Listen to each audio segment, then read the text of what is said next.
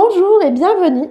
Bonjour et bienvenue dans cette courte vidéo très rapide sur 2-3 petites règles Feng Shui pour mieux dormir la nuit. Mieux dormir la nuit, 3 petites choses à connaître. L'orientation de son lit.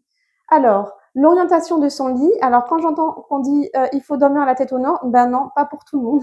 Parce qu'en fait, en Feng Shui, on apprend que selon son année de naissance, c'est un peu de la philosophie taoïste et un peu de l'astrologie chinoise.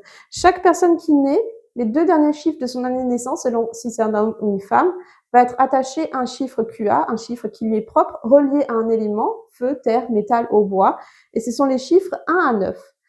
Par exemple, pour une personne qui est terre, elle a des directions favorables et défavorables dans le plan de sa maison, et on va essayer que cette personne dorme dans une direction verte, c'est-à-dire favorable. Je ne vais pas vous donner les noms en chinois, vous n'allez pas les retenir. Donc l'orientation en fonction, donc déjà on va par exemple changer l'attribution des pièces avec les enfants ou les adultes si chacun n'a pas sa position favorable par rapport au plan de la maison.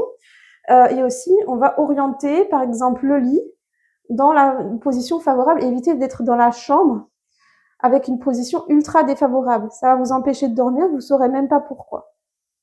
Après aussi, plus tard, dans d'autres vidéos, je vous parlerai de la géobiologie, où la chambre peut être placée au-dessus d'une source d'eau souterraine, ou l'habitation en elle-même peut être trop proche de lignes haute tension.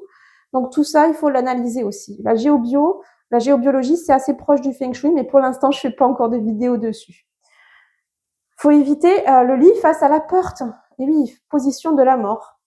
Et il faut éviter les courants d'air énergétiques. On va éviter une chambre, on mettra plutôt un bureau dans une pièce où on a beaucoup de portes, beaucoup de fenêtres, sinon ça va créer des courants d'air énergétiques. On se sentira toujours sur le qui-vive sans savoir pourquoi. Encore une fois, le travail de l'inconscient et des micro-mécanismes négatifs sur son inconscient. Voilà. Je vous dis à bientôt pour une nouvelle vidéo Feng Shui. Petit tips aussi, une chambre, ça doit toujours être yin, couleur pastel, matériaux naturels. Je vous dis à bientôt, chers passionnés de Feng Shui.